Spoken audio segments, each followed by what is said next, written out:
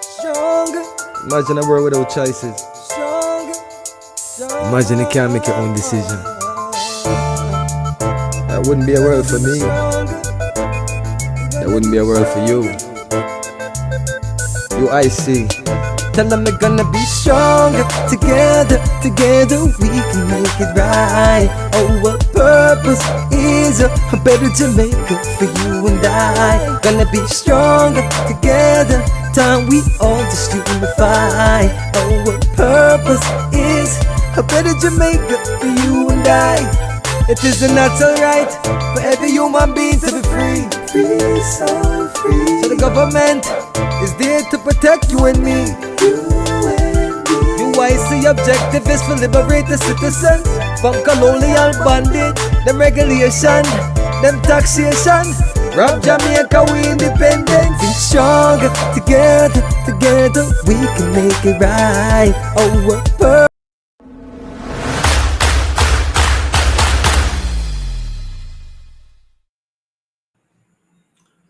Hello, good evening, and welcome to another edition of UIC Liberty TV. My name is Joseph Patterson, and today we're going to have a very lively discussion for you.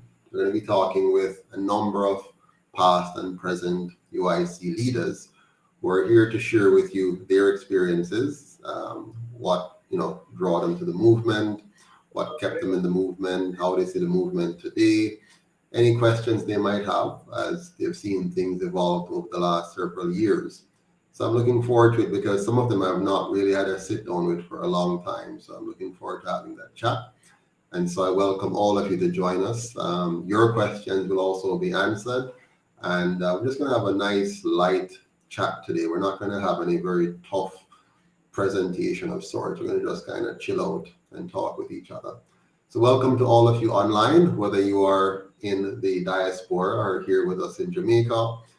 Those of you who are watching on UIC Liberty TV and on Facebook and other platforms, welcome to all of you.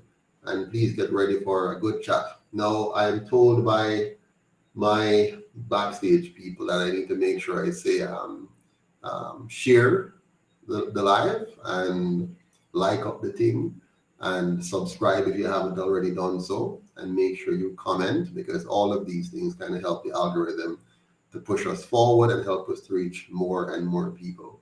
As you know, the UIC depends entirely on you to help us to reach people. So go ahead and like now, share and subscribe, and tell your family and friends to do the same. All right. So backstage, I have some really nice people. I'm going to let them introduce themselves to you. I see that all of them are here now. I just want to say quickly though, Miss Janice Collins, our first ever General Secretary, she should be here with us tonight, but her father has passed away at age 86. And so, she's going to be attending to that right now, so she can't join us. But our hearts are with her. We wish her every condolences. And I'm happy though when I see people live to a ripe old age, and we don't pass away too soon. So Janice, our hearts are with you tonight, and our thoughts are with you, and our prayers are with you as well. And I hope she can join us at another session in the future. JMH, good night, welcome, big up, good to see you on. Jasmine Powell, VP, good to see you on as well. And a big congratulations to you, Miss Powell, because I saw where you were in Central Kingston, I think yesterday. A very hot segment of downtown Kingston, but you were there working with potential candidates and, helping the people there to get electricity in their local communities and to move away from stealing it. So congratulations to you, Ms. Powell, and the team that you're working with from JPS, and Mr. David Smith, who might very well be our candidate in the area. So good work, keep it up. And let's see some more activities like that happening across Jamaica. All right, without further ado, I want to now invite my guests on the platform and allow them to introduce themselves to you one by one. So I'm going to start with the most beautiful of them all and let her go first, and then the three men will follow. We're going to put beauty before what? I don't know. Anyways, so I won't, yeah, we'll go with the beautiful one first and then the nice gentleman can come afterwards. So, welcome, Miss Hyman. How are you doing today? Oh, I can't hear you. You've lost your voice. You've lost your voice. Unmute yourself. Good evening, everyone. Thank you, Josie, for inviting me to this segment of the UIC, the Road to Freedom podcast, if I may say. And I'm so happy to be here. And I hope whatever this forum is geared toward achieving, it will be done. Absolutely, and with your help, we're definitely going to achieve it. So, quick introduction from my side. Miss Diana Hyman was one of the earliest general secretaries we had. If my memory serves me right, I think you came right after Janice. I think so, Janice Collins, and it was you. That's And right. she was quite instrumental in those formative years. I think she went from somewhere 2017, 16, 17 into 18, 19, somewhere there. She was actually my right hand person for much of that period. So thank you, Ms. Simon, for your contribution to the movement. I'm going to come back to you shortly to tell us some more about that. But let me now bring in our first ever treasurer, Mr. Craig Mackenzie.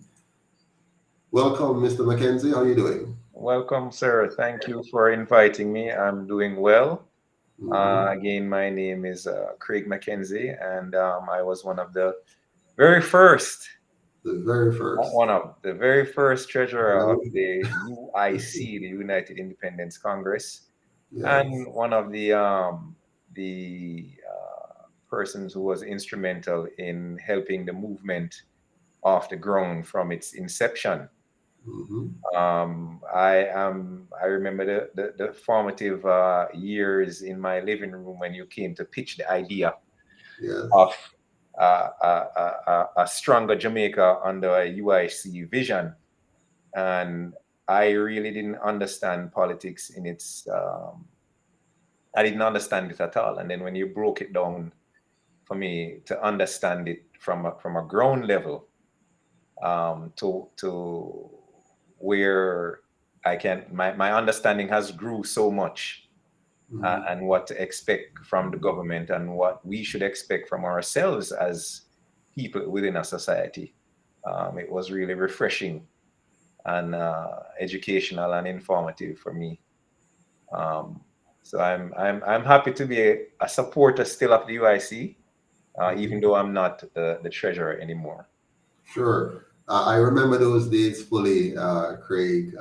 You and your beautiful wife and your mother-in-law and other friends who came over. I remember those, Christmas time meetings, and we're debating, with other friends who would come over and challenge the idea of the UIC. Yeah. And we worked through those. We were challenged on every question, from how would that work? How would a system that might work in the Jamaica, the Jamaica people them, and we go through all of that kind of thing. It's amazing, and that was back in 2013. Yeah. And you and Janice helped us to kick off the first fundraiser in Ajax in 2014. Yeah. And then paved the way for our launch in December of 2015.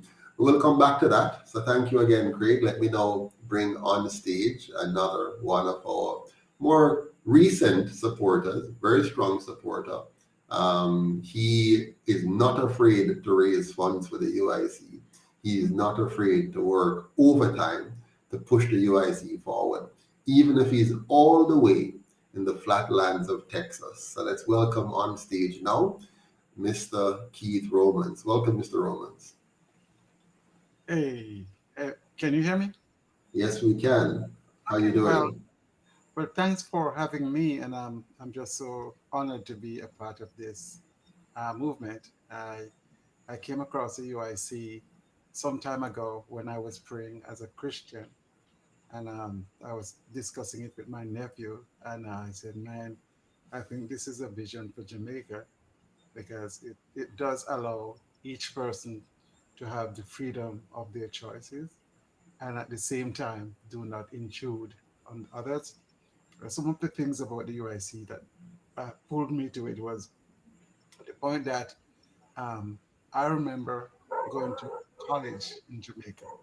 I remember, going to school, go to college, and while I was in college, I was being paid a stipend.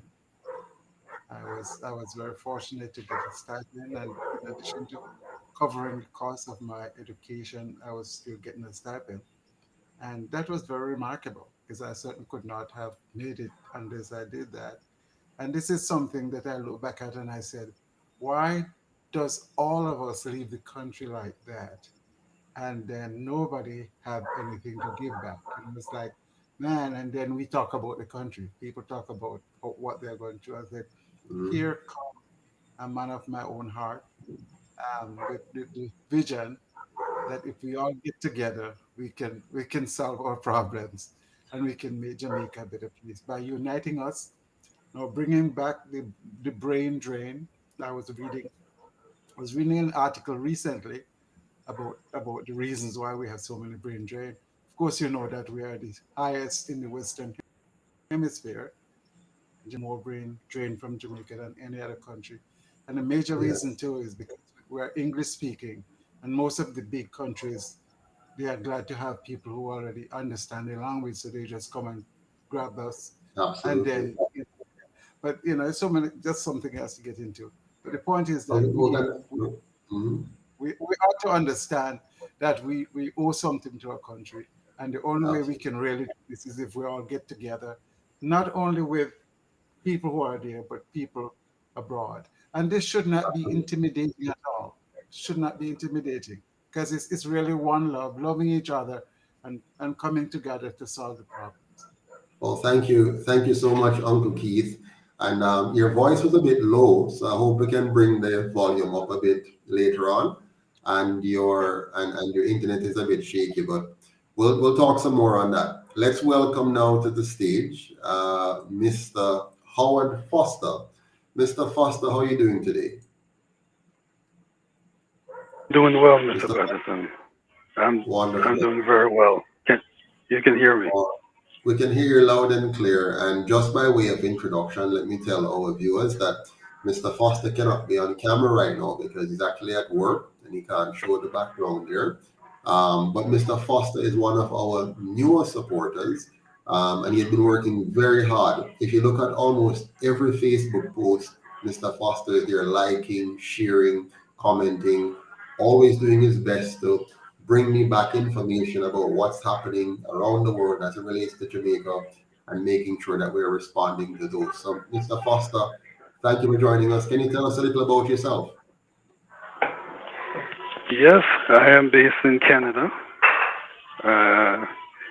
and I'm a family man, but I'm here making sure that Jamaica can get back on track through the UIC.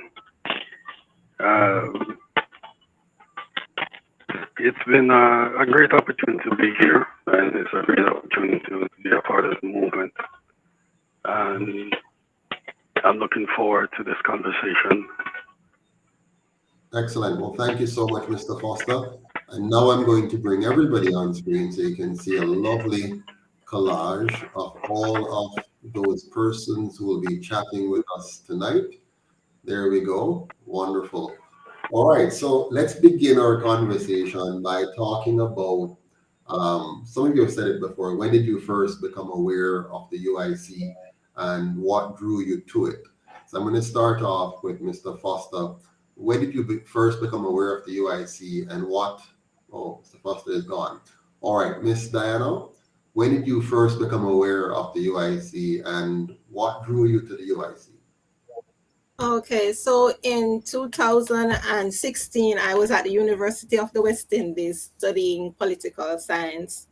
And so I was closing in and thinking about how could I put what I've learned in college into practice. So I started going on social media. At the time, it was in the heights of the political campaign where Damon Crawford and all these political leaders were, you know, campaigning and so on. And so there was a post on Damon's Facebook page that I saw, but I wasn't too sure, and it spoke about the UIC or made mention of the UIC. And then I started researching the UIC. I reached out to Joseph and asked if, you know, if there's any way I could help. And at the time, I was doing part-time work with another company. So I had enough time that I could, you know, assist with what, and I mean, it would add value to myself as well as to the UIC. And I looked at the mission and the vision. And so from there, we met, we spoke. I told him that I was available, I was willing to work. So at that time, I think the UIC had lost some of its members. And Joseph was mostly overseas, traveling back and forth from Jamaica to Canada, and for many times away. So most of the time, the contact person, I was the main contact person, you know, in terms of, and then so we would communicate on a daily basis. And I, you know, was doing a lot of stuff, but because I was acting as treasurer, because I have an accounting background, and I did a lot of things. So, you know, was filing the annual returns, I was doing the banking, I was, you know, coordinating with the membership director, Patricia Campbell at the time. And we were just where, you know, Joseph has expressed that he wanted to start this youth organization. And so, you know, he would, you know, ask me to coordinate and to have some of those things done. And the working relationship grew from there, you know, and we had a fundraising in Florida, right? And we went there, you know, we did what we had to do. And yeah, so, you know, I love the mission and the vision of UIC, you know, one of creating a safe, clean, and orderly society. And I like what Joseph would, is, for me, I saw him as a good mentor, and I saw him as moving, you know, the movement that he created is what Jamaica needs, even now. I mean, the support and the way he approached, you know, the mission and the vision of the organization. There's a lot of struggles, because even when I was trying to open some of the bank accounts, we had a lot of pushback. We tried registering the UIC with the political organization, the EOJ, and there was a pushback. So I was there with him all through. We eventually got some accounts created, and was doing our banking and so on. You know, him and his lovely wife, Charlotte, you know, but I think Joseph is a strong leader. And so I must lift my hats off to him, because I know what he has gone through and what he's still going through. And I am here, I tell him, I am here to support the UIC, and might not be as active as I used to, but I'm here, you know, and it will always support whatever the UIC is doing. So that's from me. Thank you very much, Diana. Quite a lot there. But let's hear from Craig. What drew you to the UIC, and you know, what kept you involved? What was your first? What's the first? You said it earlier, but maybe give us a little bit more context on what pulled you in, what you saw that really drew your attention, and say, yeah, I want to be a part of this. Well, the UIC came to me first via you in my home. And then after hearing what really stuck with me even to this very day is the model of good governance. So I didn't really understand that for crime to be solved, good roads, you know, food security, good transportation network all stems from good governance. And then when you explain that to me, then I recognize that the mission and the vision of the United Independence Congress is really you, the Jamaican people, I or we see, right? So UIC, right? Is the UIC sees the Jamaican people first, Yes. right? And that is what really drew me to the UIC. And then I recognize that we can do so much better once we have the foundation of what good governance really is. And I took the time to do just a very small definition of what good governance is. And it says, good governance refers to the efficient, effective, and responsible management of a country, organization, or institution. It is characterized by a set of principles and practices that promote transparency, accountability, participation, and rule of law. Good governance is essential for fostering public trust, economic development, social progress, and the overall well-being of the citizens.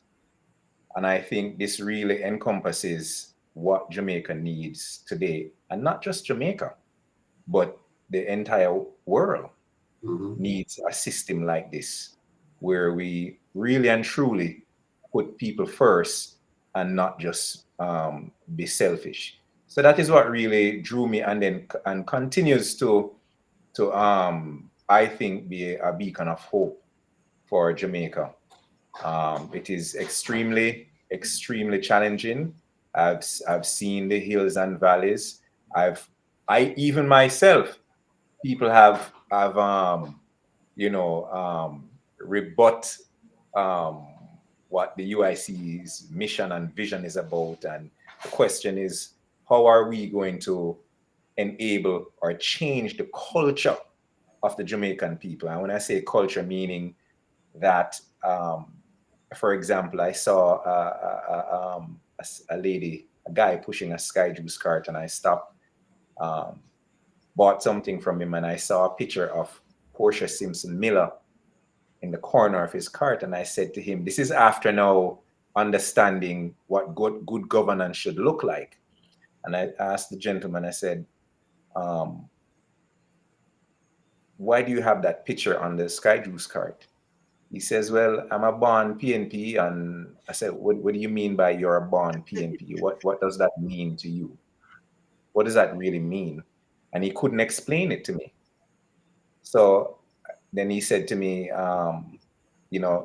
his mom was a born PNP, his dad was a born PNP. And then I asked him, I said, okay, so do you think that the PNP has done Jamaica justice? Do you like where the country is to date? And he said, boy, things rough, and I don't really think the country is where it's supposed to be. So I said, then why do you have Portia Simpson Miller in the, on there? Like, I mean, you see, what does she signifies to you? And then, he was lost for words. So then I started to explain to him the concept of good governance, right? Transparency, accountability, rule of law, participation, effectiveness, and efficiency. Things like that I started to talk to him about. And then he starts recognizing or realizing that, the government of Jamaica can do better. We can hold them accountable. And it's just instances like those that I've used to peddle in Canada here, wherever I am, and I talk about it. And some people still think that Jamaica is set in her ways and there is no change, or if there is change, the change may not come in our lifetime. So Wow. yeah. And see even where they even lock you up for it. you know, and I recognize that this road, and then you know, I always think about Nelson Mandela too. It took him, you know, 80% of his life before he could see a South Africa as it is today. So Yeah, this is you know what it takes to bring about, you know, change, good mhm, governance. And you know, despite people come, people go, you know, I couldn't be as active as I want to be in the UIC because of other personal reasons, but it doesn't stop me from talking about it with, you know, people I see face to face or online, share, like, comment. You know, I'm in the nationwide news network every morning, and I'm peddling the UIC in there. And you know, there's people who push back, and there's people who like it, you know. But the thing is, it's, to me, I see it as sowing seed. So the pushback doesn't bother me. I just see it as sowing seed, mhm. you know. Thank you, Craig. Much appreciated. Let's hear, by the way, welcome to all of our viewers online. I see the chats are coming in, the comments are coming in. Welcome, Mr. Lloyd Smith, Wade Noble, Black Card Radio, Elaine Beasley, or Besley rather, Anderson. Good to see you all on. I hope I didn't miss any of the names, but Jasmine Powell, of course, Blue Wave, my wonderful friend out in St. Thomas, Miss Elvira Samuels. Big up Desmond Myrie, the leader of all taxomen, in my opinion. Matthew West, good to see you on JMH as usual, always here. And Miss Eunice Brown, night. Good to have you all. Let's hear from Mr. Romans now. Mr. Romans, what drew you to the UIC in particular? And the first thing that drew your attention, the number one thing that pulled you to the UIC, what was that? Can you hear me? Can you hear me? Yes, but Hear me, speak a little right? louder. You hear me? Yes, you're low Okay. though. Well, okay.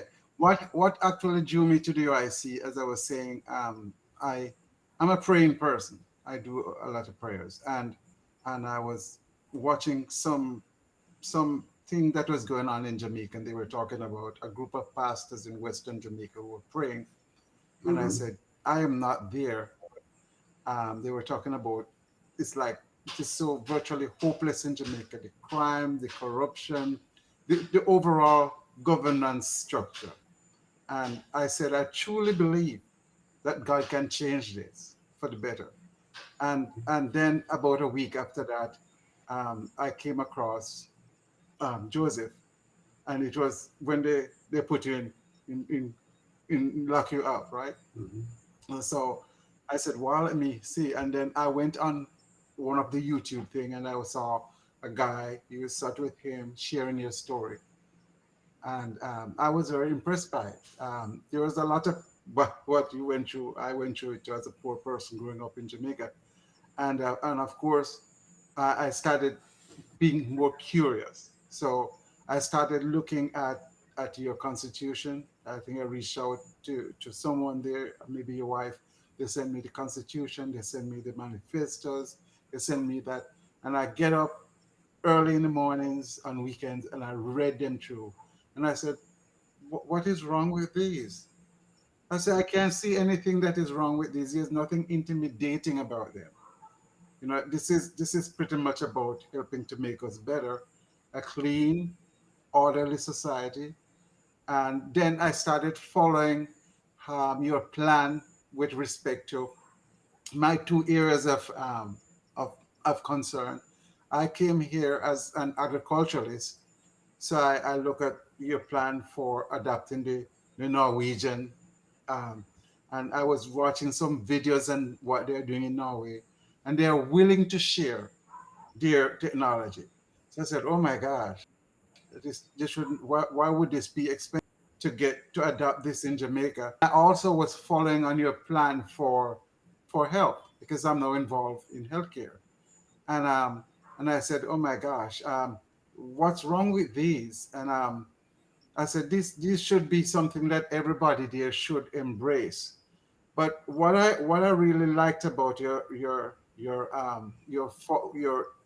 approach was that you traveled and you look at what other countries do. And you say, man, I can take these and make them, duplicate them in Jamaica. I don't have to reinvent any wheel. We just have to transfer it here and duplicate them and make them better, because we have much more resources than Norway. We don't have snow. We don't have problems with water. You know what I mean? Things like that.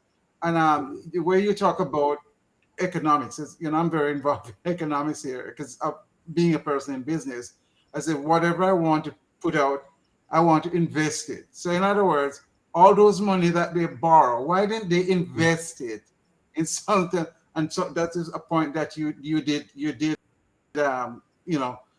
went into. But just watching to see your plans and see how straightforward they are, how non-intimidating they are. And that's why I find it so ridiculous that these people would go all the way into things that are based to accuse you. And the other thing too that they accuse Mr. Patterson of is that him being a dictator. He's a firm man, and he likes to hold people to what they say they will do.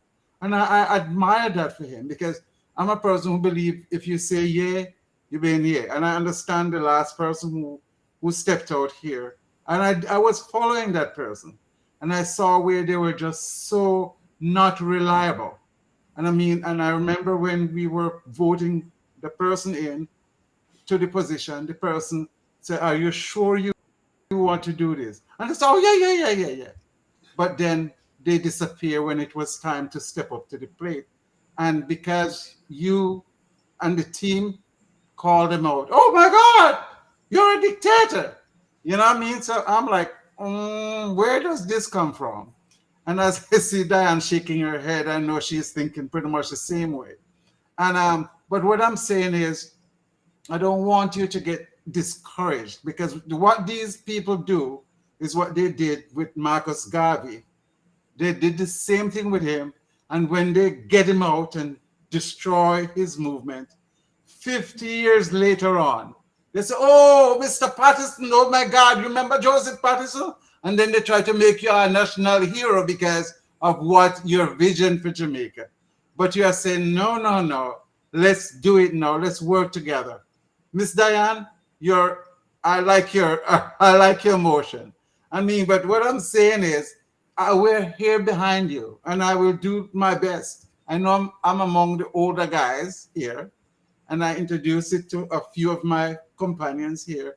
And now and again, we plan on maybe giving you a call to encourage you and to push forward. You know what I mean? And we're here behind you. And we don't want to take the little things, like people try to make little things out of nothing to use that to condemn. They don't look at the big picture. My God, this is ridiculous.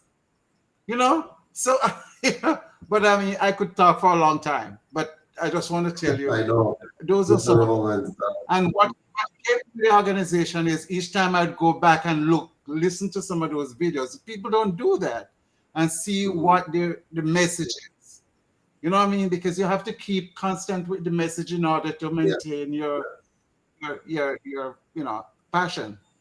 Repetition, but again, thank you guys for giving.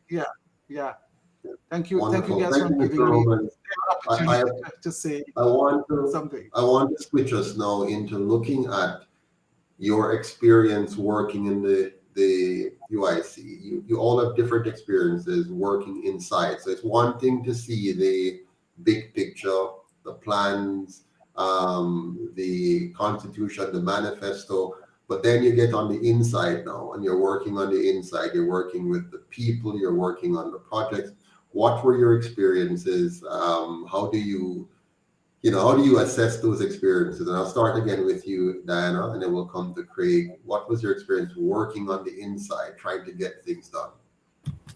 Okay, so my experience working on the inside, I think when persons volunteer their services, I mean, not just in the UIC, but in general, they come in with a passion and, come in all revved up and all of that. But as soon as they are called upon to commit or to do things that will move the organization forward, then there's a step back. There's some excuse as to why they can't. And then some people would even want to overstep their boundaries and, of course, start making it about themselves. And so I think for me, if you are going to volunteer, because one of the things that I like about the UIC is that the funding and the model does not promote funding from, and I think that's why it struggles and it's so sad. That's the way it is, that if one of these oligarchs, were helping to fund the UIC, today I was telling someone I was coming from Ocherius, and someone was saying, do you really think the UIC is going to go forward? What do you think is one of the reasons why the UIC would not be successful if that was the case? And I'm like, the UIC is not funded by any one person, any one organization. It's the small man. And so if Mr. President Patterson was to change the model and say, okay, we're going to take the funding from these big organization or have a one person come in and dictate, because I understand the reason why he doesn't want to do that, because it's the same thing when he who pays the piper called the tune. And if he was to do that, the whole mission and vision, I think the UIC would have lost its purpose and its mission.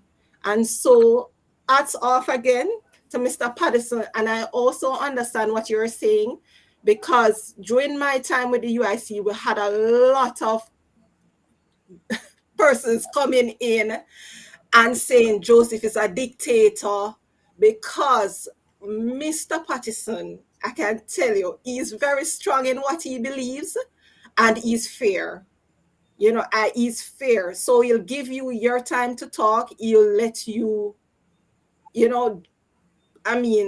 manage the way you know how to manage. But if it is overstepping some boundaries, then, he's not going to let up. I remember I was reading through some of my notes for this presentation, and I remember there was this, one of our directors, I'm not sure if it's a director, but someone who wanted to run in one of the constituencies as a VP at the time. And because he wanted to come and take over the party totally, Mr. Beck, I don't know if I should name him here. So we had a snap meeting, and everybody voted against Mr. Patterson because he was saying, no, we are not going to have him. Everybody, Mr. Humphrey, everybody, we voted against him. I was going through the minutes of the meeting because I was also the secretary and everything, And I read through the minutes, I'm like, oh, this really happened. And at the end of the day, we all sat and we found a resolution, and the person had to go, and Mr. Patterson, we moved on from it. So as a leader, as I said, he's a strong leader. He knows what he is doing, in my opinion, because my studies is also in political leadership. And so I admire the way Joseph leads the party, leads the organization. And I think with his strength, his determination, the UIC will become a successful political party in Jamaica with the help of the diaspora, So that's just. Thank you, Miss Hyman. But I remember that. I didn't remember it for a while. It's that left my memory, but you just brought back that particular scenario with that gentleman. I think he was from out the western side of Jamaica, very hot-headed and very aggressive. And the funny thing is, he has such good potential. He has a lot of potential. I mean, he could have been a tremendous leader of the movement. But I find sometimes people, they want to get ahead of themselves. They can't allow things to mature and develop, properly. They need to jump ahead. So thanks for the reminder. When I'm writing the book, I'll be sure to stick that one in.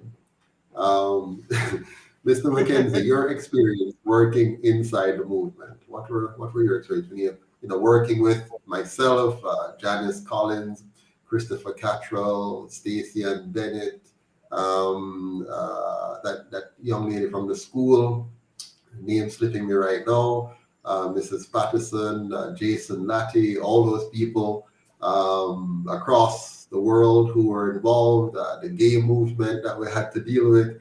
What was your experience, when in those early days inside the movement? My experience was very, as I said before, I was new to dealing with politics like this, right? And getting stuff done for the UIC was a lot of it was planning and trying to raise. I think our focus at the time, because I think this was right in the infancy stage. Mm-hmm. Like it had, to me, it had, in my opinion, it had just, it's like a mother just giving birth. So the child just came out.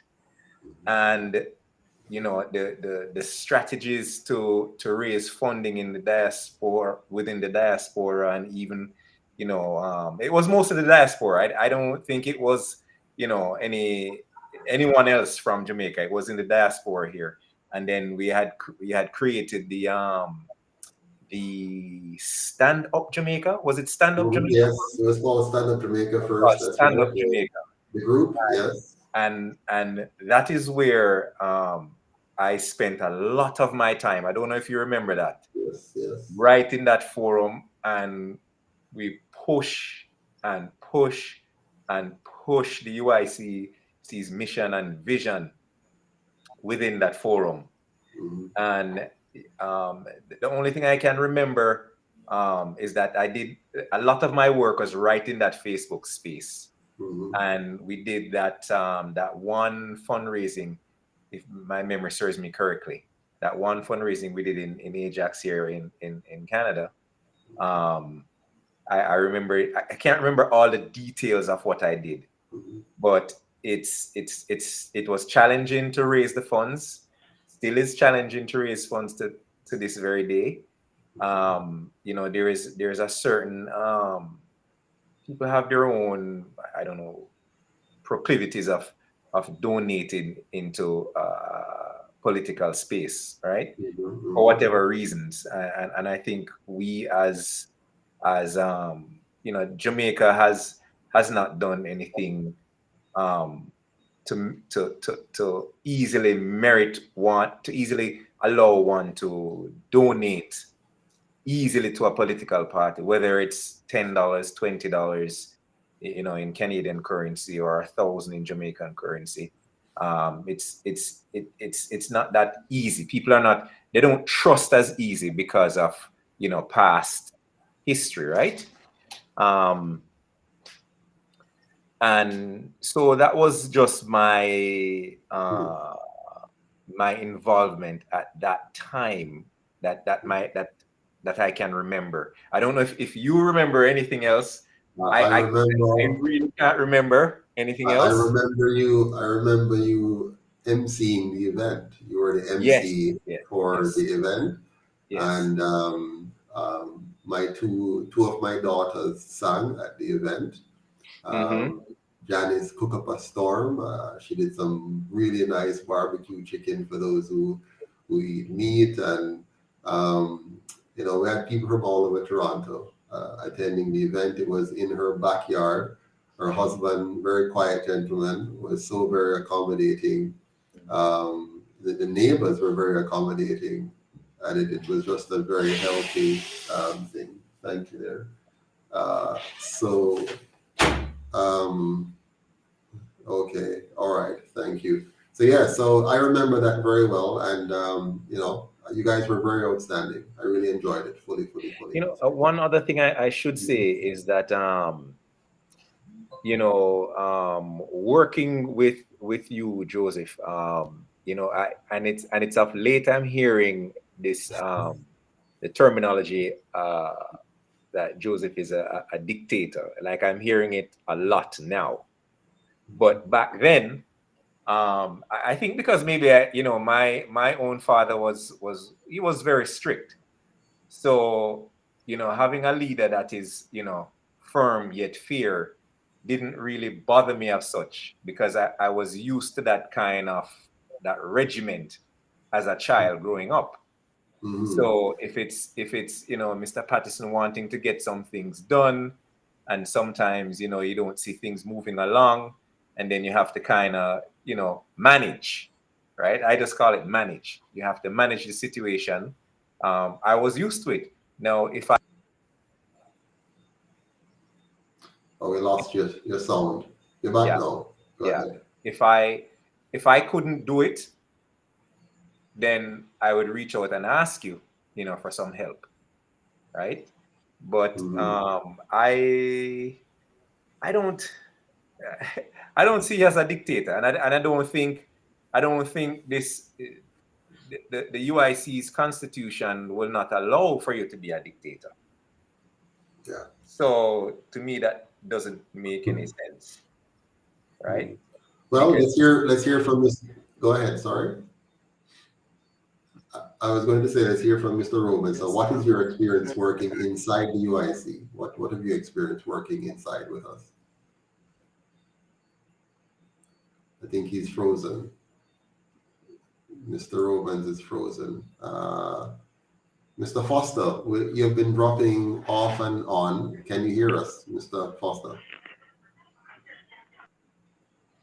Mr. Foster? We lost Mr.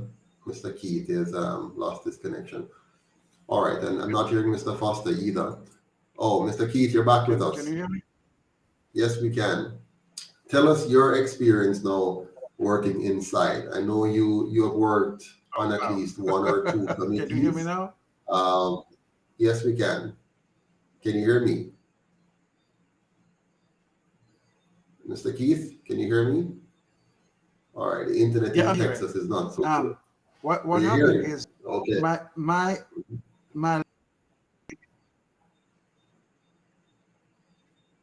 yeah, can you hear me? Can you hear me at all? Yes, we can. Can you hear me? Yes. Yes. Can you hear now? You can hear now? Yes, we can. Yes. Well, my little challenge that I have is with communication. And what happened is people in the diaspora, sometimes we're a little bit behind. You know, we're just a little bit behind in the way communication works. And of course, this is a challenge that they have here after COVID, with those people working from home. And that's why a lot of the bosses want them to come back.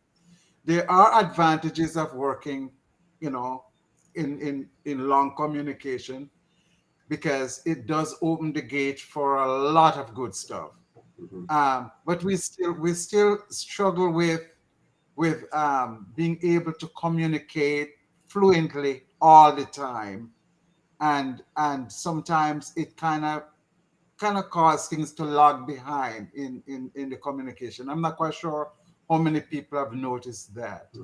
But back to the organization, remember, I came in, just when I came in, you did have that big blow up.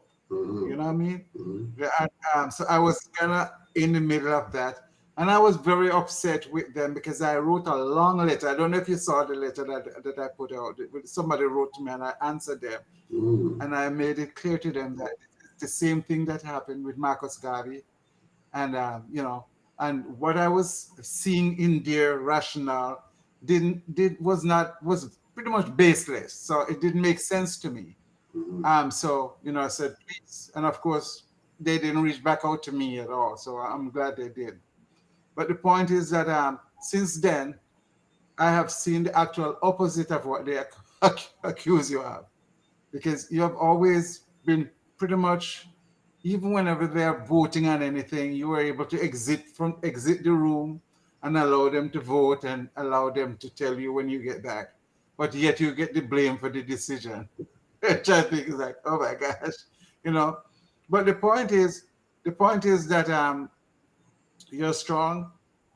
I trust you. I've known you long enough to trust your judgment and your passion, and I can defer so many things to you.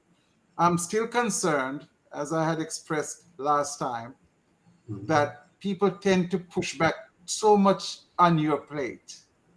You know what I mean? And you don't have the support, the immediate support there to handle these things as fluent as we would love to have it done. But you've done it so well.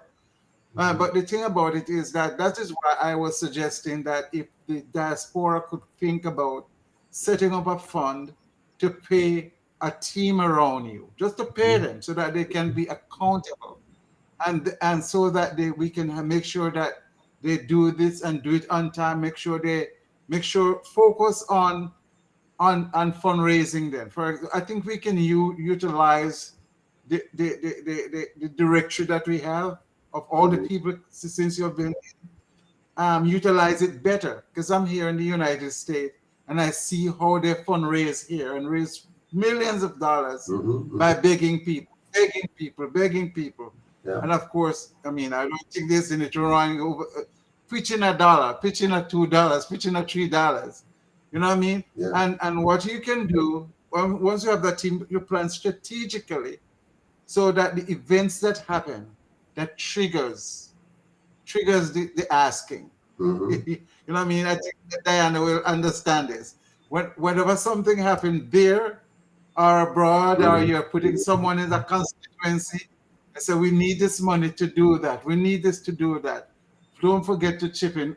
As a matter of fact, you can use it as a way of fact finding too. You know what I mean? As like a survey, because that's what they do here. They survey. And then when people put in, their feeling, they check. Then say, you know what I mean?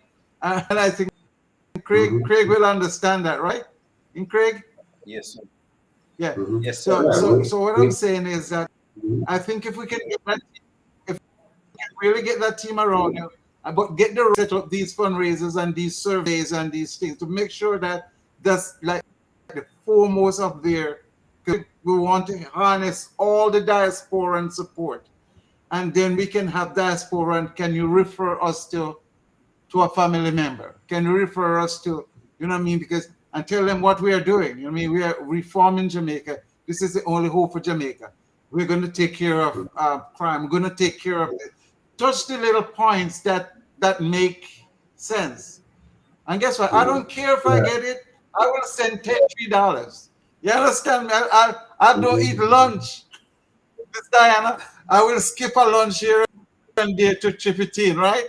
In addition to my regular, you see what I'm saying? So what we want to do is kind of reach out to those people, like Craig and Diana, who were active but are now willing to still support to take a back seat. So we used to harness all those things so we can have consistent, thing coming in, It's the key. Those would be some great ideas. I think we can. The key is to do that, Mr. Romans, and as you rightly said, you need staffing for that.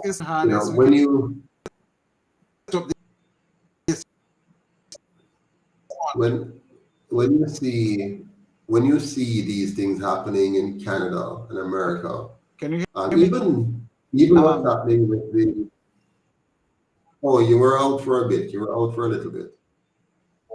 Yeah, you're breaking up. You're breaking up. But I was just about to make the point though that when you see, for example, the very effective marketing strategy happening in Canada and America, it's because their campaigns are heavily funded. So even though they're raising $1 million here, they're spending, you know, 500,000 here to raise that $1 million, you know. So if we don't have the funds to spend on the staffing, then you can't get the kind of quality work coming out on a consistent basis. And so if we can just break the corner there and get that consistent core funding that allows us to plan and manage and coordinate and get these things done, definitely so. But let's go back again to Ms. Hyman. The next question for you. Now we're going to talk about what is it that you like most about the movement today, and would you recommend it to others? I think it's unfair. I'm going to start with your last question. I think it's unfair to ask me if I would recommend the UIC to others. That section of the question I'll not answer because you already know the answer, right?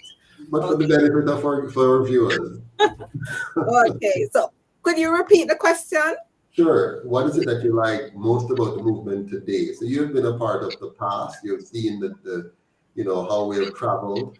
I'm sure you have seen something new or something different or something about where we are today that you might want to comment on. What do you like most about what you see today, and would you recommend the movement? Okay, all right. So what I see today is that I noticed that the team has gone the route of social media marketing. And so I really commend the team. I like that because it's easier to share, easier to reach. But I really want to see UIC in the mainstream media. I know it's a challenge. Funding is a challenge. So, and I'm not too sure, you know, because we have not been communicating as it relates to how to get you in the mainstream media. I've heard you speaking about the pushback on mainstream media, but I don't think I understand why is it that there's that pushback, and what's the hindrances? I can tell you why. I can tell you why. The mainstream media is owned by the same people who own the two parties. So Jamaica's politics has been hidden for years from us. We haven't really understood it. All the money that you see being spent by the two major parties is monies that they get from the very people who own the media. And so the media that they own and those who own it, they have no vested interest in Jamaicans realizing an opportunity or seeing an alternative. So they don't want you to see an alternative. Now, if the alternative is weak and isn't really offering anything substantive, they'll show it for fun, for entertainment. But if they realize that your message is serious and can actually transform Jamaica, then they shun you and push it to the background. So we're never going to get the support of the media except we're doing something ridiculous or something newsworthy in terms of they can show it in a negative light. So for example, when we're doing the marches, the Walk for Liberty, they said you're anti-vaxxers, so they pushed that. That was the message they tried to get out to people. Here's this anti-vaxxer, group, and they tried to push that. When I got arrested, they said, "Oh, UIC's walk descended into chaos." They didn't tell you that the police came out in their numbers and that they initiated the issues and that they just grabbed people randomly and so on. So they're going to always look for negative press to show, if any at all. But I think there's a consistent approach now, and the approach is fully ignore the UIC. Make sure people do not see them. And if you show them, try to twist the narrative to suggest that they're not ready for prime time. You saw when I was on Nationwide and I spoke and I made the points I made. As soon as I made them, I was cut off. They never pressed because the points I made was I pointed out clearly why the numbers in their stats were showing what they were showing. And why is it that the UIC, they said, oh, but independence parties are like, it's only 1%. I said, yes, of course it's 1%. Because you guys don't report that there's a third party. You don't ask the question either about a third party in the surveys and so on. So we're going to be constantly pushed out of the mainstream media. But there's lots of opportunity on social media. But did you know that even there we're shadow banned? We have tested a number of social media platform sites and found out that efforts have been made to shadow ban, so our message are pushed down. In your time, Diana, we used to get a lot more traction on social media platforms than today. Fortunately, we found a little loophole on TikTok, and that gave us a boost there. But we constantly have to be fighting shadow banning. If the UIC pops up somewhere, it is suppressed very quickly. So it's an uphill battle, but we're overcoming one by one. Mr. Craig, your time, same question. What do you see today in the UIC? Before you move on, I will answer the second question. So I would definitely promote the UIC because I love the model. I like the fact that the message is saying that we're going to remove the 21 appointed persons, right, senators, and we are going to look at electing a senator for each parish, right? Yeah. So definitely I will continue, and I've always, been talking about the UIC whenever I'm in spaces where I hear people saying things about, oh, Jamaica is not going anywhere because of this or the other. And they're saying, oh, we don't have any hope. And I said, I would say, yes, we do have a hope. Do you know about the UIC? And then I'll tell them about the UIC and I'll share with them. Excellent. I'm glad you brought up the policy, Diana, because, sometimes people they follow the excitement of politics. So they want to hear something exciting every day. For example, they want to see me going on and attacking Andrew and attacking Mark and just having this ugly kind of politics. The UIC is above that. We're focused mostly on policy. What do we need to do to fix Jamaica? We're not here to be, bashing the Prime Minister or bashing the opposition. We want to identify for Jamaicans, what do we need to do to fix the country? So for example, one of them is, let's not have senators be appointed by party leaders to serve the interest of the party and the interest of the leader. Let's have senators that are elected independently by the people to serve the people, and that they're beholden to the people, not to a party and not to the PSOJ oligarchy, but to the people. So those are the kind of policies that we want. We want to focus the Jamaican people on understanding the politics of Jamaica and understanding the solutions for Jamaica, as opposed to just the entertainment of politics. Every day we're getting up, just bashing, oh, what did Andrew do now? What did this? And that's so ghetto. That is so mentally destructive. Let us raise the caliber of our politics. Let's start talking about what is good governance, as you said, Craig, understanding good governance, how we need to change Jamaica to get to where we need to get to, as opposed to the drama and the antics and the bad-mouthing and the constant negativity. Let's move away from that and start to focus on policy, our organic farming policy, our transportation policy, our education policy, our economic policy. Let's focus on the things that will move Jamaica forward and not play politics with our lives and our future. Over to you, Mr. McKenzie. What are the things that you see today about the UIC that you find to be attractive? The second part of the question is if I would recommend the UIC. Yes. The short answer is yes. Still do even to this very day. The first part of the question is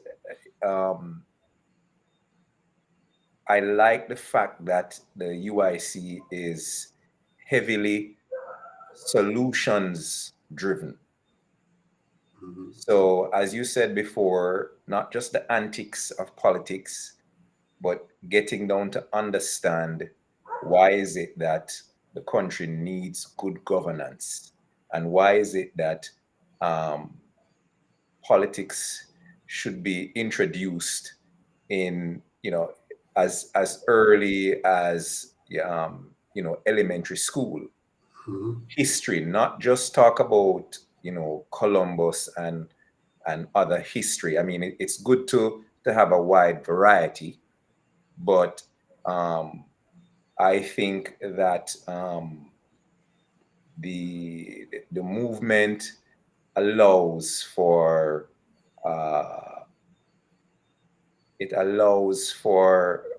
the educational piece of the UIC to be taught from a very early age. So like the nutrition for children, so that you can learn, right, from very early into the human, into the human being. Now coming all the way up to educating the people about good governance and what that looks like. So for example, one of the things that I have learned is that the ministerial positions, as well as a member of parliament and a member of parliament should not be able to hold a ministerial position, especially if that person is not qualified in that particular ministry. So you're an MP for a particular constituency, and you are, say, Minister of Agriculture, but your training has no background in agriculture.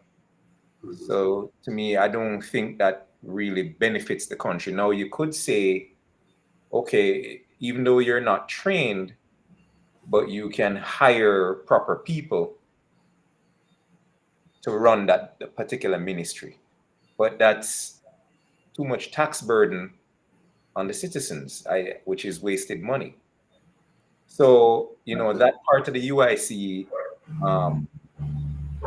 I really like. And I think that, the educational piece is really key, because I think a lot of Jamaicans really don't understand what good governance is, or what to expect from our leaders, right? So it's just, the scarce benefits and the spoils. When election time come, you get a nice curry goat meal, you jump around in a bus, shower and power, and then when that person gets elected, you don't see them anymore. They're not in the community. Some of them don't even live in the community that they're representing, right?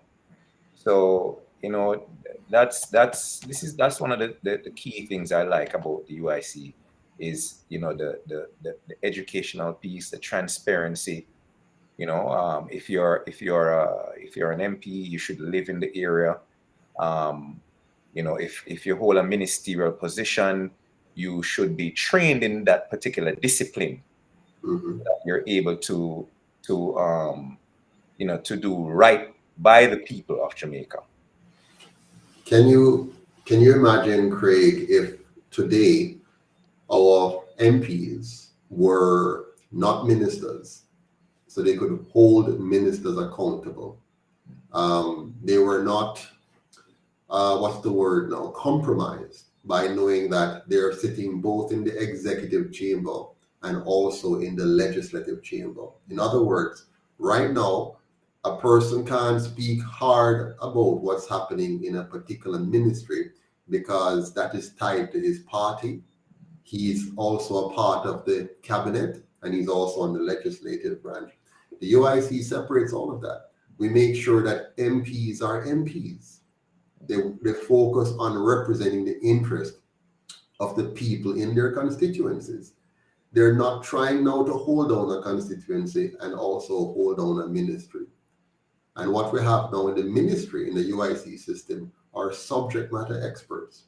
So our health minister understands health. Our agricultural minister understands agricultural science. Our education minister understands education. Our industry ministry has detailed knowledge and expertise in industry.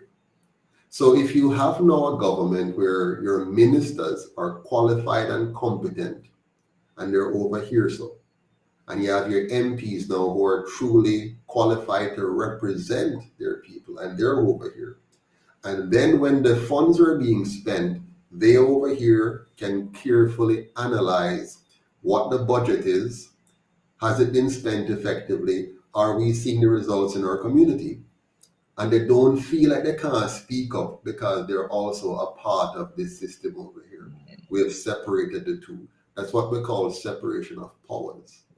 Now, what you want are taxpayers and voters who understand that.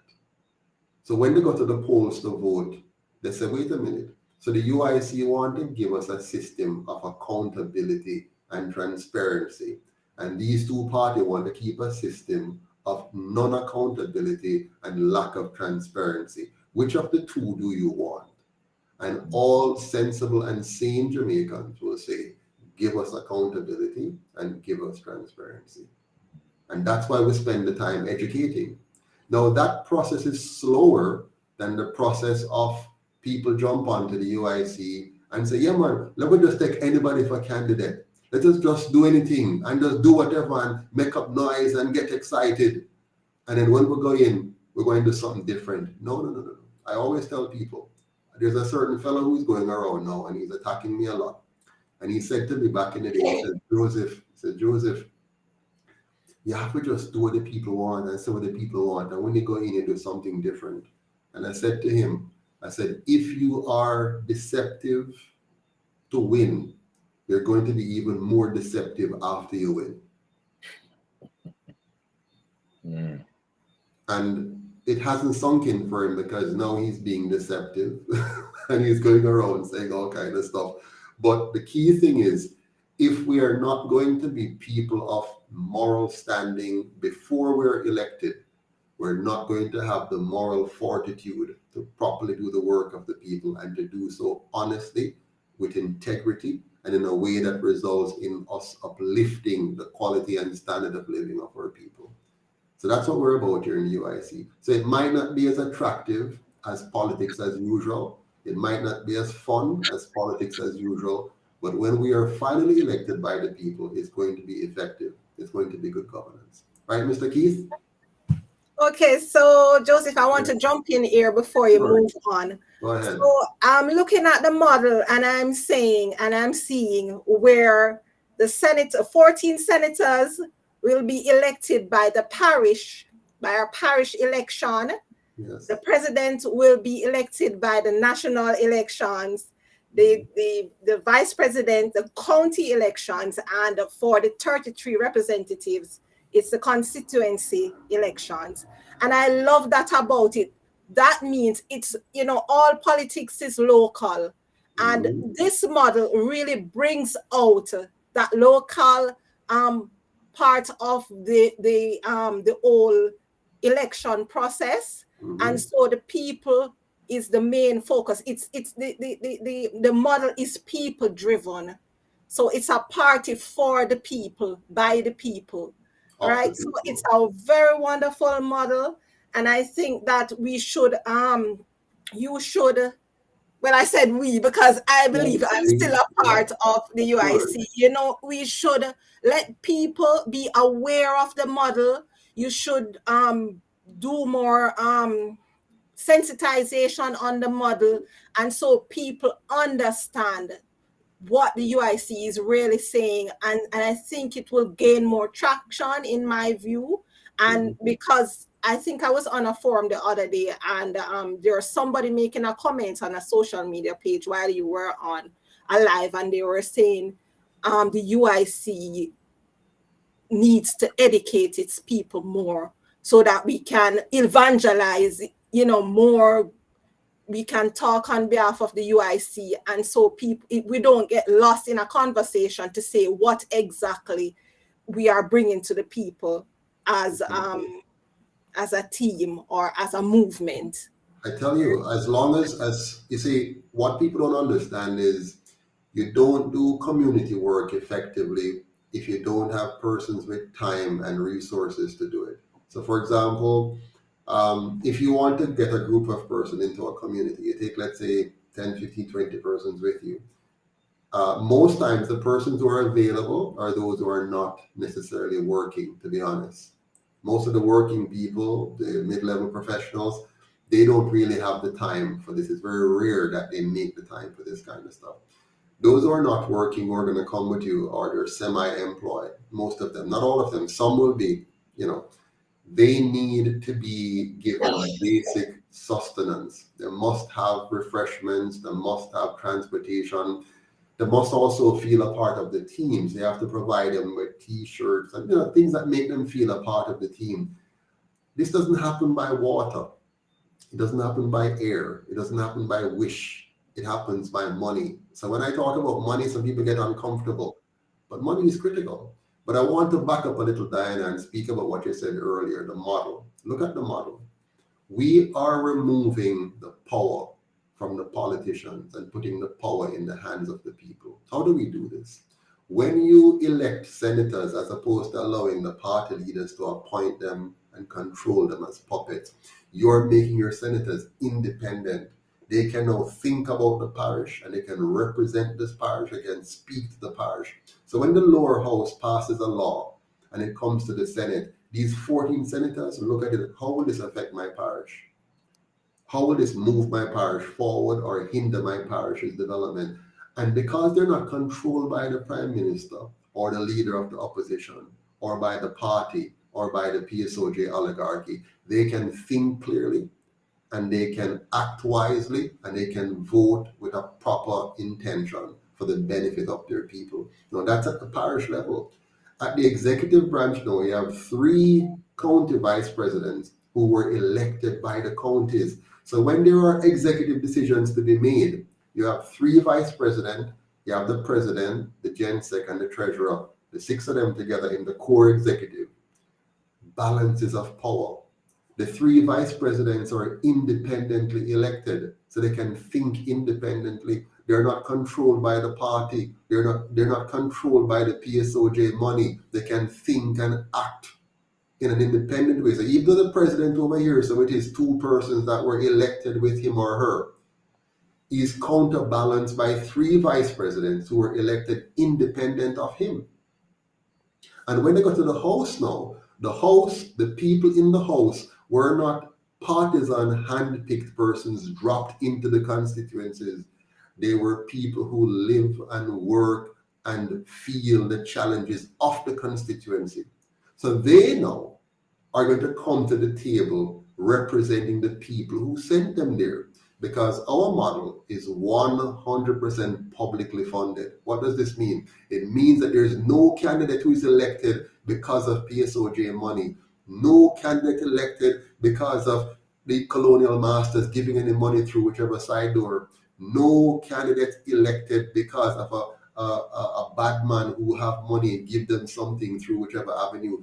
All of them would have been elected independent of big money or any other form of money except the public funding. The UIC model guarantees Jamaica proper checks and balances, clear and transparent governance, and one that's focused on we the people, because the government will be of the people, by the people, and for the people in every sense of the word. That's what we're fighting for. Good governance. Yeah? So, next question. Based on the current climate of politics in Jamaica, how would you advise the UIC? Mr. Roman. Mr. Keith wasn't asked the question that both of us. Oh, you missed that question? Oh, I'm so sorry. Mr. Keith, let's go back to the question I asked everybody else, which was, what do you like most about the UIC today? And would you recommend the UIC to others?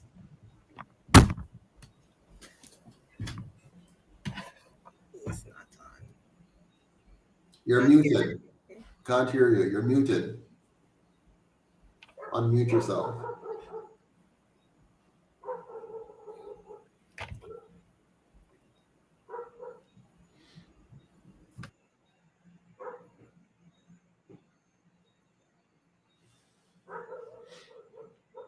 Still no? Still can't hear you.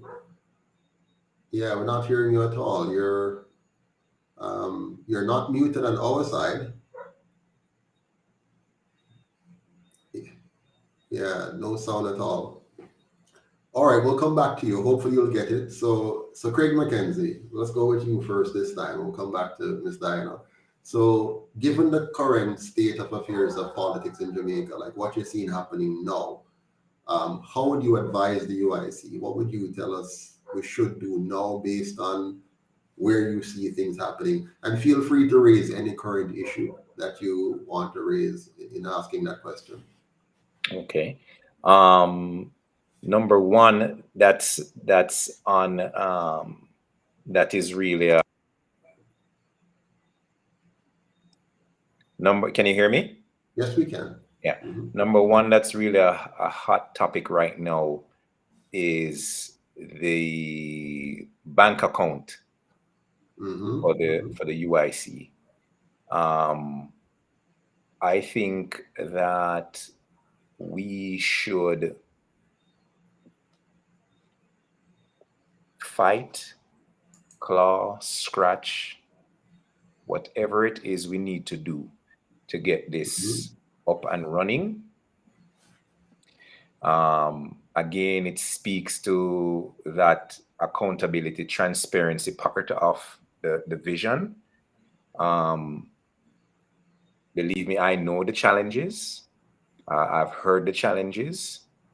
I have even, inquired, in the background to see how best we can get this up and running. And I don't know really why, the real reason why it is so challenging. And I know it's not because for lack of trying. Like, you have tried yourself, you have given it over to members of the NEC, and it is still challenging. That's one of the hot topic right now. That's what I would see. That is front and center right now for me. Yes. And I can comment on it to say,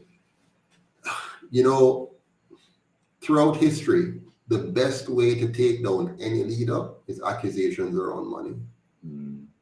Throughout history, it's the best way. They used it to take down Marcus Garvey. They said that he would engage in mail fraud as it relates to money, investments and funds.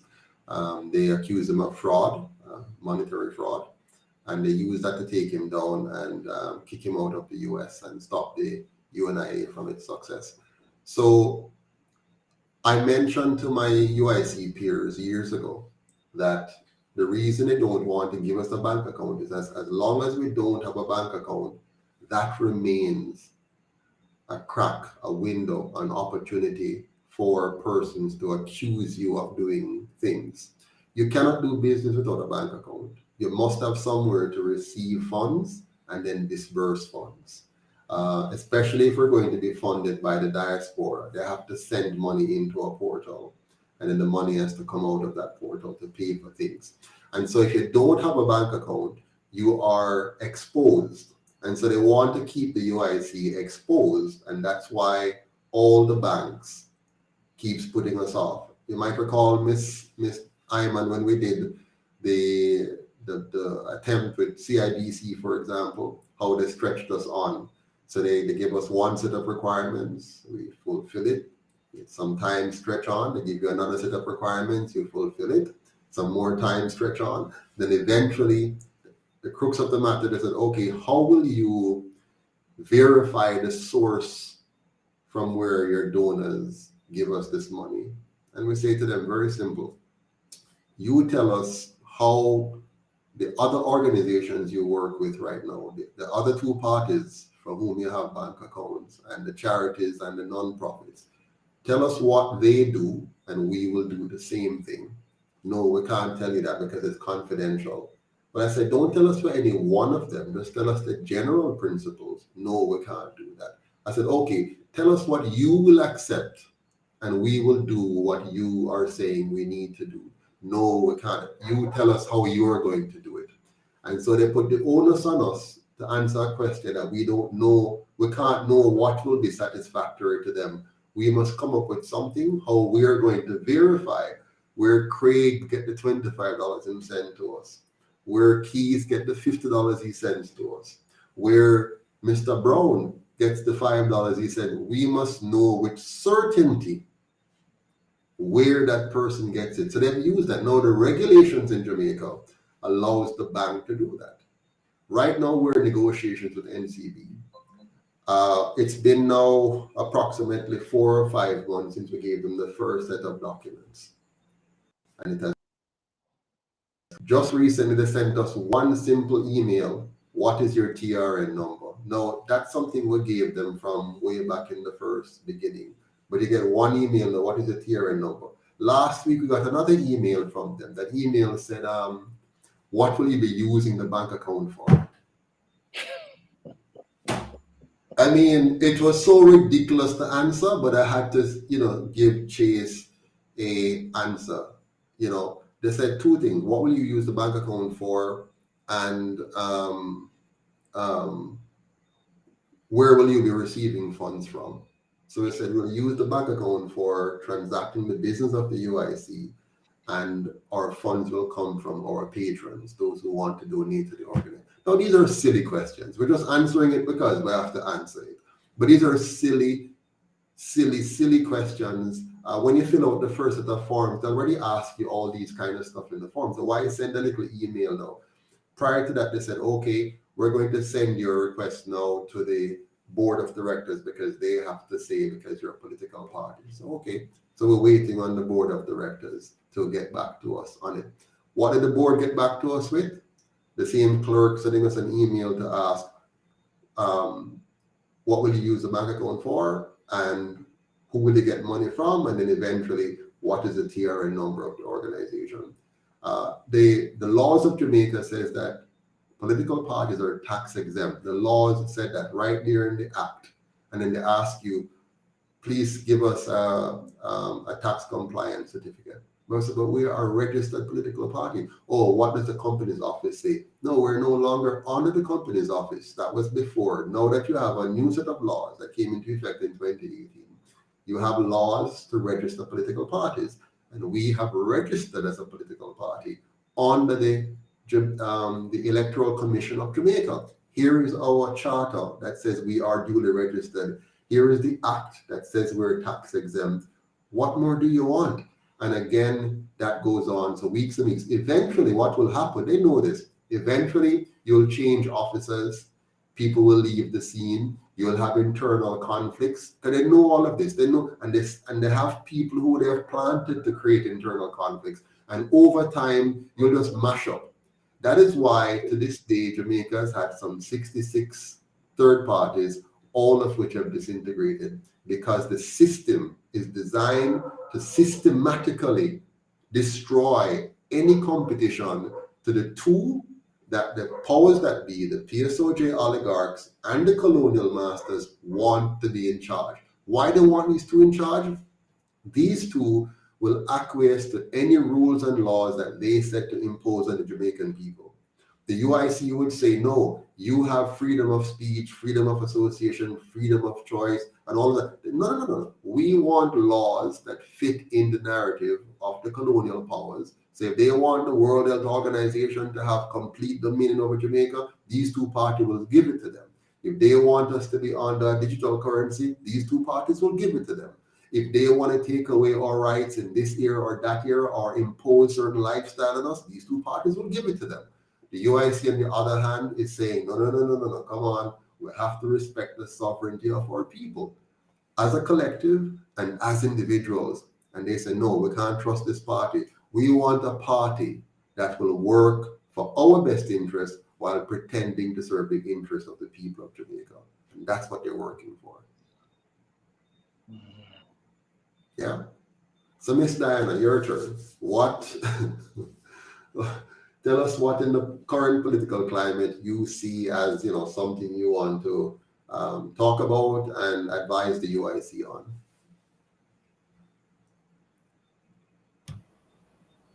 Well, currently I am not.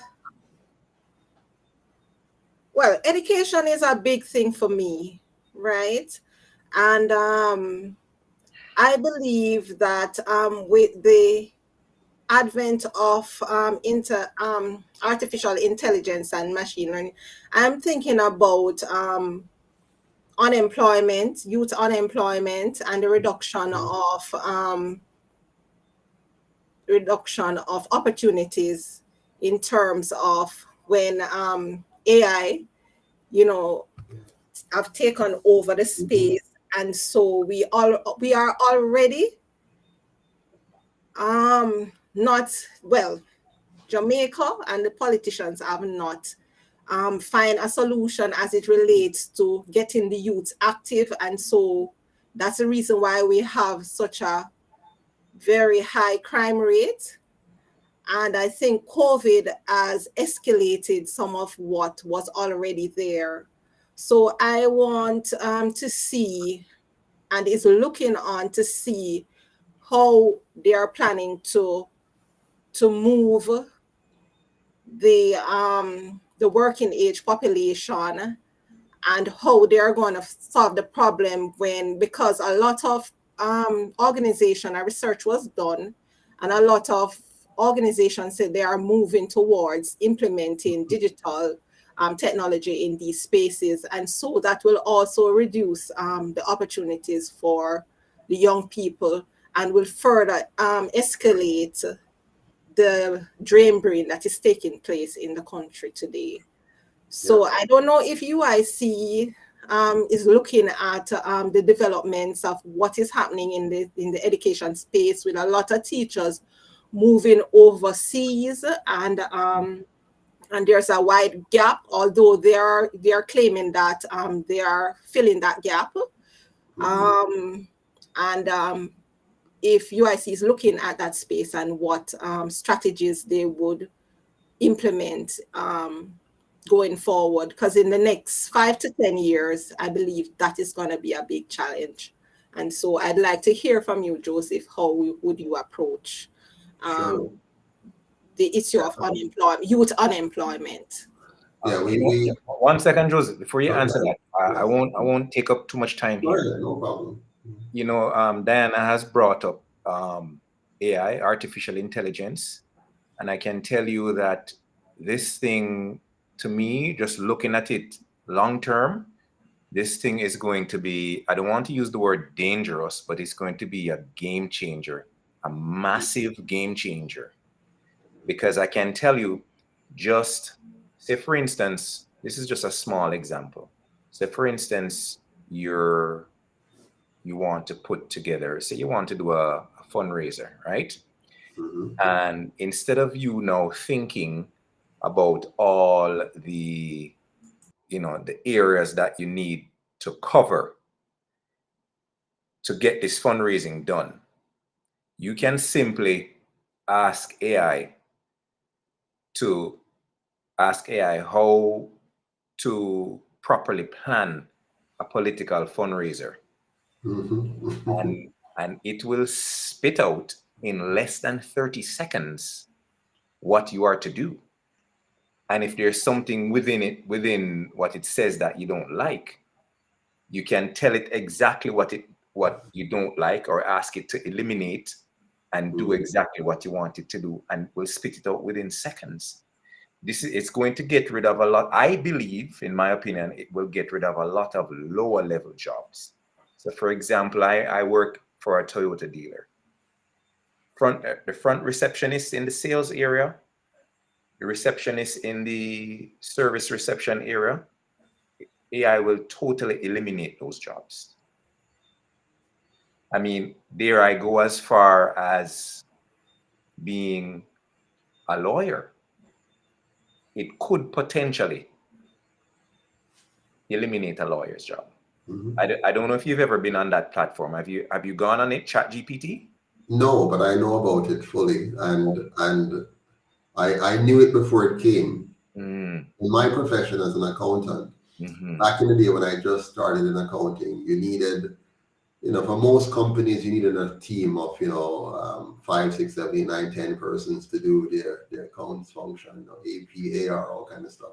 Today, the team what you needed 10 to 15 persons for then, you only need 2 to 3 today, right? In one profession. So all the professions are being challenged, and it's more where you need creativity, a lot of creativity, that you will need more human touch. Anything that can be programmed, that is repetitive, that is database driven, meaning you can draw on a pool of data and make decisions about it, all of those positions will be challenged or augmented. Now, I'm not afraid of the technology. What I'm afraid of is our response to the technology. We do not have leaders who are inclined, prepared, informed enough to lead Jamaica correctly.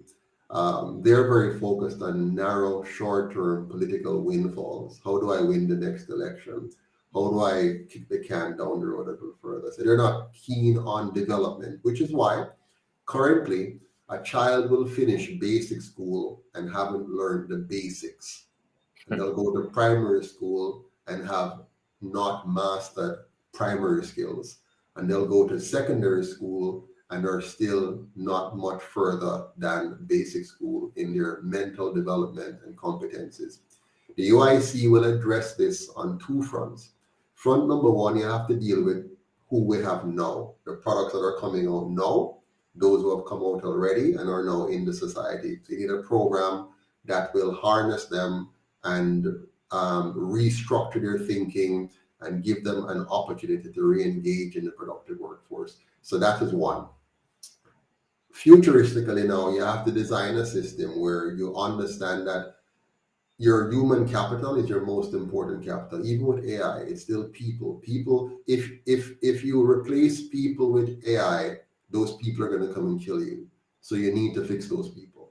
So what we're going to do is to make sure that at the basic school level, you must have a master's degree education, not necessarily a degree, but an education that allows you to raise children, ensuring that they learn the fundamentals of math, English, and proper socialization, social behaviors very early. So you need to treat basic school like you treat a master's degree program. You can't afford anymore to let your children grow up without proper training, proper education, and most importantly, proper nutrition that develops the brain and allow them to understand and assimilate and learn to work together effectively. So we have to prioritize early childhood education and prenatal education, dealing with the mother before the child is born. We have to remove our mothers from the situation where they're eating poorly and expecting to have healthy children, right? Now, we can't force them, but you can educate them and you can support them to make the right choices for the children coming in. Then you have to make sure that the children do not move from basic school into primary school not having the fundamental skills. That first 3 years, from 3 to 6, must be carefully monitored. We must know clearly what's happening with each and every one of those child. They must be charted and followed, monitored all the way through, so you can find where we're having serious problems and fix it early in the process.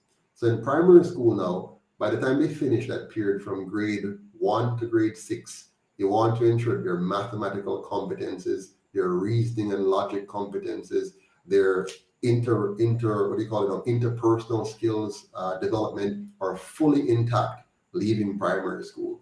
And then when they get to secondary school, they're now in a position already to start forming clear understanding of the pathways they're going to choose for their future development, their future careers. And those career choices must not be built on just passing exams. They have to make sure that they understand 3 fundamental components. They must understand themselves, mind, body, and personality, how to form a solid character. They must understand, number 3, how to form good and lasting relationships, parental, marital, social, business relationships. And number 3, they must master money, understand taxes, inflation, economics, politics, law. all the things you need to be a very effective human being, not just to be a cog in an industrial machine, but a person that can have a good family relation, a good relation with your wife, with your children, with your neighbors, with other countries. So we have to move away from education as a conveyor belt that spits out workers to education as a human development tool that gives us human beings that are ready for life, not just for work, but for life, so that they can understand civics, understand governance, they can reason now. They can't just be tricked by Chinese coming in and offering you something that sounds good, but when you've actually implemented, it's ripping out your, let's say bauxite, for example. The kind of politicians we have are people who only see a few dollars in bauxite. They don't see the impact on our water table. They don't see the impact on our air quality. They don't see the impact on our agriculture. They don't see the impact on our food security. They don't see the impact on our long-term sustainability. So they allow somebody to come in and just dig out all of our resources, pollute our rivers and our water table, pollute our air, devastate our farmers, and then leave the country. And then we think that because we got a few dollars, we're better off. No, it's better them keep the money and we keep our ecology. It's better we have a healthy environment, farmers that are really producing, children that are playing in water and earth that's clean and pure, than to have a few dollars and have a long-term lasting them. And that's because our education is weak. So Diana, to your question, the way the UIC is going to do this, we're going to go back to basics, basics that we never fully understood, and invest in true human capital development so that we now can become the producers of AI technology, we the manipulators of AI technology, and we the engineers that leads the future. But to do that, we also have to deal with the present. Those who are coming out, we must get all of those young people into apprenticeship programs where they're being paid to learn and to grow. And those who are already past that stage, we must now give them new employment by, for example, going to community tourism and putting tourism at the micro level rather than at the macro big, levels. Bring tourism right throughout the country. Bring mass farming to Jamaica on a level that's embraced by the Netherlands so that we have massive organic farming and give ourselves a competitive advantage, which we have naturally. If we do these things, we can absorb the workforce that is out there. We can engage our children while we're doing the back-end work of bringing up the new generation with a different education, a different mindset, and the two will come together over time and give us the kind of outcome we want, which is to be no less than Singapore.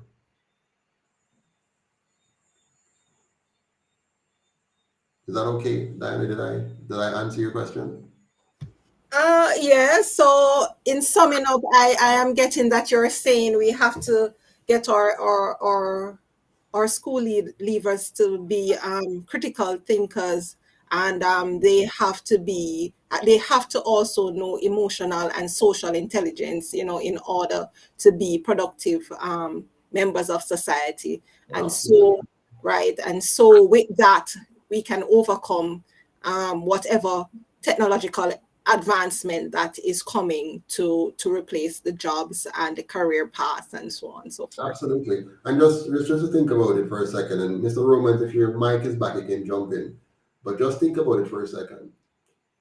Jamaica, we're 15 times Singapore, 15 times. We have half their population. Just imagine if, and the Netherlands is a small European country, very small European country, but they're the second largest producer and exporter of food in the world.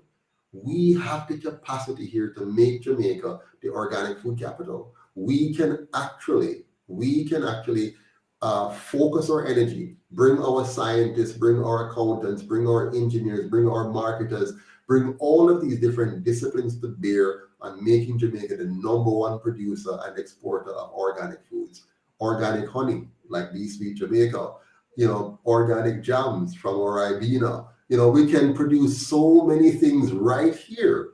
And there's room for everyone. All of our students, all of our graduates, there's a place, whether it's on the production floor or in the scientific research center or on the marketing side, or on the distribution side, what packaging side, you name it, we have enough work we have so much work that we will not have enough people to do it if we just shift away from the corrupt, time-wasting, antiquated, bureaucratic, redundant political system and just move into production, move into embracing our people and getting our people the opportunities they need, having leaders, having industry leaders, having entrepreneur leaders given the freedom to really start doing some work and stop holding us back. For example, we can stop making it hard for the diaspora to invest in Jamaica.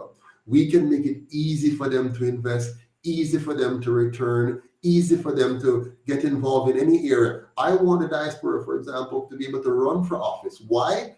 Because we need to get quality brains back into the system. We must allow people with dual. We don't have time to say, if you have a dual citizenship, you can't come to Jamaica and run. No. Why do we want to eliminate more than half of our population? More Jamaicans live overseas than live in Jamaica. The best and brightest of us are living overseas, many of them. There are some bright people here too, but there are many of our bright people. Why don't we want to bring them back? Let us not be afraid. Let us not be, what's the word? When you're afraid of being challenged. You're afraid of bright people coming into the space. Some bosses, they only hire people that are duncer than them, right? So because they don't want you to challenge them. I'm not afraid of allowing our best scientists, our best engineers, our best political minds to come from everywhere around the world. Germany, China, India, Africa, wherever you are, USA, Canada, come back home. But you have to have policies that make it easy for them to come back home, like a duty-free return. You can bring back all your assets, pay nothing, come back. We want you back here. You have dual citizenship. You're a U.S. citizen and you want to run in Jamaica. You want to come and run for office to help us out. Come. Forget about the fact that you have a U.S. dual. We don't care about that. What we care about is that you want to come and give back to your country. You want to serve in this country. Let's bring back the minds. And that's how you reverse the brain drain, by opening Jamaica to all Jamaicans. Any objections? Point taken. All right. So we have, go ahead, Mr. Romans. We want to hear from you. Still no sound. What a pity. Can't hear you. We can see your face though. We know that you want to say something important, but thank you. All right, guys, I think we have exhausted our time. We're now at 1:47. Can I take one more question? Last question. This question has to do with the fact that the two colonial parties, they get 300 million, 400 million, 500 million, $1 billion from the PSOJ oligarchs. They get money to run their operations. They get money for campaigns. They get money for many things from the oligarchs. So we all know that Jamaica is owned by the PSOJ oligarchs. It's a given. They have tricked us. We have not noticed it. We didn't understand it, but that's how it is. If you go to the polls and you're going to vote, whether you vote for one or the other of the two parties, you are voting for the oligarchs because they own the two parties. They own the media, they own the party, they own Jamaica. So the only way we're going to break out of this mold is if we, the Jamaican people, finally stand up like Marcus Garvey wanted and own our own party. And to own your own party is not just to say, I own the UIC. It's to actually donate to the UIC. It's to volunteer in the UIC. It's to join the UIC. What are your thoughts on that, ladies and gentlemen, or lady and gentlemen? What are your thoughts on that? Does that make sense? Mr. Keith. Who wants to go first? So does it make sense? Can we, the UIC cannot do this without, in my opinion, the UIC, it is wishful thinking to think that we are going to defeat the two parties that have the funding to buy all the votes in the world. And buying votes doesn't mean you're going to even give money.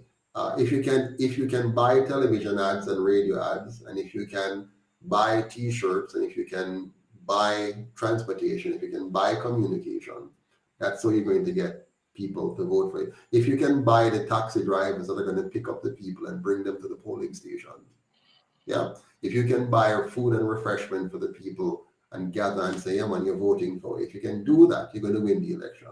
The UIC can't win the election by us having wishful thinking or people saying, oh, the UIC should go there more. You can't go there if you don't have what it takes to go there. So what are your thoughts on that, Craig and Diana? Who wants to go first? So in a nutshell, in a nutshell, we need the Jamaican people, those who are within Jamaica and within the diaspora, to donate. It does take cash to care, and I don't see any other way where this movement is going to go forward if it's not funded by the people. And as you know, you rightfully say that we really don't want certain organizations to fund this movement, because then you will be beholden to, you know, their values and not the country as a whole. So it's really important for each and every one of us to buy in to this new movement and not just stand on the sidelines and say, we're not going anywhere. We're not going to go anywhere if you don't help us to get to somewhere. So, and I'm sure that each and every one of us who are affiliated with Jamaica, whether you're born there or your parents, you know, you have parents who are from there, we all want to come home. 90% of the people who I talk to want to come home. The other 10%, the reason they don't want to come home, crime, they don't feel safe. That is the number one reason I hear from a lot of people in diaspora. Just the crime. Very few people talk about, you know, even shipping your vehicle to back home and you're paying for the car a second time. You know, but it's incumbent upon each of us to fund it, and it doesn't you know, it doesn't take a lot of money from if everybody come collectively and do it. Now I've heard this narrative that the same people who were asking to solicit funds from, those people need the money to, you know, buy their food, buy their dinner. If a single mom in a home, you know, they can't spare $1, $10 here because, you know, of their immediate circumstance. However, that same child might not be able to have good transportation. The mom may not be able to come home from work late at night without being in safety. Now, if you want that clean, orderly society, it makes sense to sacrifice that $10 for the betterment of the country as a whole. And it's how do we get each and every one of us to buy into the model of good governance. That model of good governance, and I think it's just a lack of understanding, because you see, once you understand what you're doing, once you understand what the movement is about in every area and every discipline in society, then I think that you know, people will take a second look. It would be a little bit easier for them to donate, you know, the $10 US, you know, the 500, the 1,000 Jamaican dollars, you know, whatever it is, the 10, the 20 British pounds, the $10 US. You know, so until we get to that understanding of what UIC or what we are trying to do, you know, not just Joseph Pattison, but what we are trying to do, because you're one man. and you alone can't do it. Otherwise, if you alone want to tackle this thing, you will die and leave it. Yeah. Absolutely. So, you know, yeah, we need each and every one of us to jump on board. I tell you, if we have, before Diana speak, if we have 1% of the diaspora donating just $25 a month, it's over. 1%. That's all it takes. 1% of the diaspora. So if one coca, if one person did that, you know, when Diana was General Secretary, she would have loved if we had, you remember Mr. Humphrey used to give about $350 US every month. So we hired one assistant, you know, a young man, probably around 20-ish at the time. Just imagine if we could hire 5 persons, if we could have had, Miss Hyman was working in her job part-time, and she was working in the UIC almost full-time, the amount of energy she's putting into the UIC. Just imagine if we were able to have paid her to focus on the UIC as General Secretary. If she could focus and do the work that she was able to do fully for the UIC. If we could have had somebody working full-time as PR director, somebody working full-time, and it's not a lot of money compared to what you pay overseas, right? I mean, we could have done with much less, you understand? Today, a person can work in Jamaica, and this is nothing. This is peanuts. But we could be paying a person $1,000 US a month to get some serious work done. And that's peanuts compared to the same position in Canada or the US. But a person with conviction and determination who wants a better Jamaica will be willing to work for that to get the job done. But if you ask a person who is already struggling on the margin, they're struggling already on the margin, and you say, come and volunteer. It's not that they don't want to volunteer. It's just that every day they're looking for how they can make a little bit to survive, to pay the rent, to buy grocery. When I go to the grocery shop, to the supermarket to buy grocery, Craig, and you see the cost, most times it's higher than what you'd pay for the equivalent in Canada. Now let's understand this. Let's say you go to the store in Canada and you pick up a basket of grocery and it costs you maybe, let's say it costs you about $350 because everything is expensive now, right? You bought that $350 Canadian. That is approximately 39,200 Jamaican. The average person can't afford 39,200 Jamaican for they call it a cart of grocery. They can't afford that. Yet still, their salary is not even half your salary. You follow me? Yeah. The grocery that you buy in Canada for $350, which to you is expensive in Canada. Definitely. To you, it is expensive. In Jamaica, that is what they would have to pay if they're going to pick up a proper basket of grocery. But their salary is less than half of yours, sometimes not even a quarter of yours. So how are they going to pay electricity bill at a rate similar to yours in the US? Water bill, transportation, grocery. It's difficult. And as much as they want to volunteer and work in the UIC, when they come juxtapose the cost, it's very difficult. So the UIC needs to be in a position. We need for you in the diaspora. When I say you, I mean all of us, everybody in the diaspora. We need for you to realize that if you just sacrifice a bagel money, one bagel a day, 5 days. A bagel might cost what, Mr. Craig? Maybe $1.49. No, I think it gone to like $2 now, $2-3. There you go. So I'm behind the time because I haven't bought a bagel in Canada for a long time. So it's now $2 for a bagel. And you sacrifice, many Canadians, they buy a bagel on the way into work and that kind of stuff. You sacrifice 4 bagels and you say, I'm going to give this money to the UIC because I want to see a better Jamaica. Those 4 bagels you sacrifice can give the UIC an opportunity to reach 1,000 more people.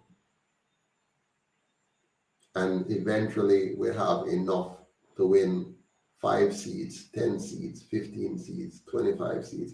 If the UIC only wins 5 seats in the next election, it's very possible we'll hold the balance of power, meaning neither of the two parties can form the government without us if we only hold 5 seats. You know how powerful that is?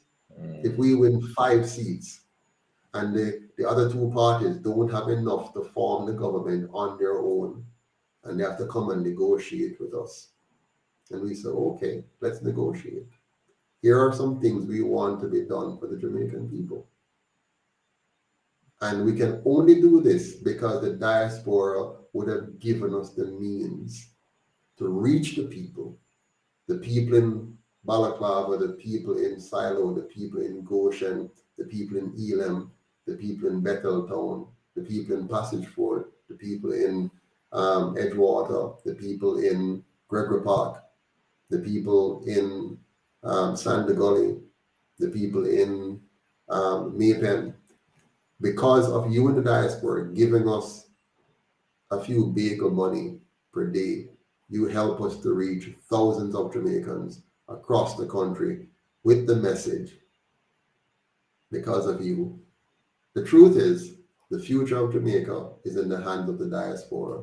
Those who are funding the two parties here, they're happy with the Jamaica that they have. They're happy with a Jamaica where the majority are suffering, but the banks can report billions in profits every year. Right, Diana? Every year they report billions. They're losing 2 of their top men right now. And these top men, 2 men, are walking away with $13.6 billion. 2 men walking away from the bank with $13.6 billion. You know who gave them that money? The people. Jamaica is not a poor country. It's the leaders who have kept the majority poor so that a few can enjoy the best and most sumptuous way of life. The system is designed in a master-slave model, Mr. Romans, a master-slave, where the masters are a few people at the top, not because they have earned this wealth, but because they have designed the system to extract the blood, sweat, and tears of the people to make themselves wealthy, while the rest of the people are at the bottom. And if you don't join them, they destroy you. I could have joined them. Ask Diana, anybody, if you have any sense at all, and look at me, if you can just reason, there's no reason why I needed to do the UIC and come and suffer what I'm suffering. I could just come to Jamaica. You'd have seen me immediately on one of the posters. I'd be the MP candidate for Northeast St. Elizabeth for one or the other, and I would win immediately. Even if I don't win, you'd see me in the Senate quickly. You see my face on post. Oh, he's appointed senator and he's made minister of this or minister of that. And in no time, you'd see me building a massive mansion somewhere on the hills. That's what I could have done. But I decided I am not going to do that. And I come down here and live between Elam and Bogue among the poorest of the farmers in our country. And I'm here. All the wealth that I have earned it. I have worked for it. Craig, you know what I have put up with to get here. You know the sacrifices I have made. You understand? To get to where I'm at. And I've gotten to it without a cent stolen from the Jamaican people. 1 cent, not even 1 cent, I've stolen from the Jamaican people to get here. And I come back to this country and I could have easily integrated into the system of the colonial masters, of the PSOJ oligarchs, rub shoulders with them, go and drink wine and eat caviar with them. I could be smiling and laughing, telling you nice stuff, and then getting elected easily by tricking you and going and just sucking out the money out the back door. So I know what is going on and I refuse to be a part of it. I am determined that my mother's sacrifice all the hard work that she did for one of the two parties because she believed in their message. She believed a lie and she gave her life for it. And I am determined to believe the truth and to give my life to that. So we're going to fight for the Jamaica she never had, the one she believed in,